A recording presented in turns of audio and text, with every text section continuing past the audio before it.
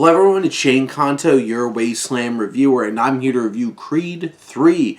And Michael B. Jordan takes the reins as director with this third film in the Creed spin-off franchise of the Rocky franchise. Sylvester Stallone is not seen anywhere here as Rocky, and Adonis kind of walks out into his own story as his past comes back to haunt him in the form of Damian Anderson, played by Jonathan Majors, who wound up going to prison for a long time based off of some unfortunate occurrence that happened alongside Adonis when they were younger.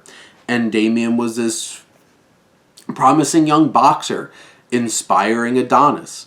And then things took a bad turn, and now Damian is back, and Adonis is trying to do his best to do penance and try to help out his friend. But when things turn a little unfortunate and there's some manipulation and some dark turns, they must go to war in the Battle of LA in Dodger Stadium.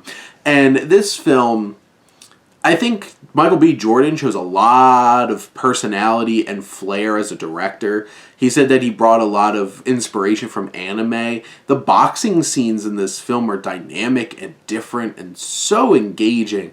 There's one particular thing that happens in the final fight where they have this just chunk of the fight that's just very ethereal and abstract, and it's just like, is this like a Scorsese film? Like, it kind of gave me, like, not exactly, but it gave me more vibes of like what you see in Raging Bull than the Rocky franchise. And Michael B. Jordan hit the tone. It's a darker, more intense film.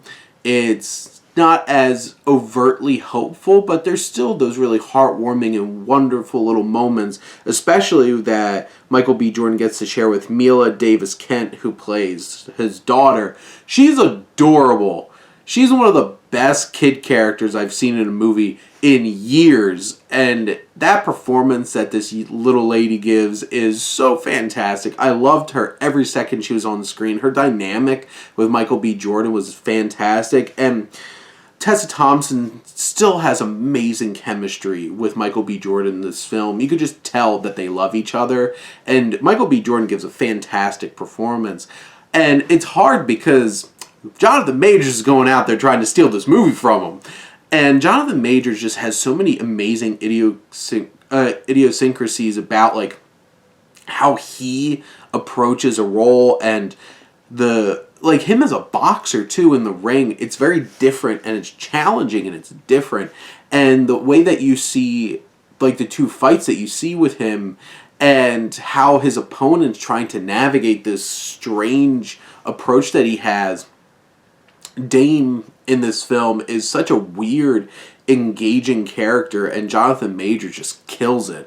And you have all these tensions, and you have some fun callbacks, like young Drago pops back up, his opponent, and like Victor Drago pops up, so Floria Mutino is back here. Pretty Ricky Conlon makes an appearance earlier in the film. There's a lot of threads that connect back, but there's a lot of depth to Adonis's past, and Felicia Richard gives another fantastic performance. There's a lot of emotional depth there, and this story has so much deep-rooted darkness and intensity to it that brings so much energy to the film, and it makes it really engaging and compelling.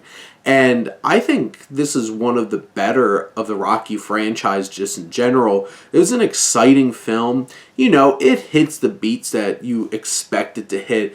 It doesn't necessarily like...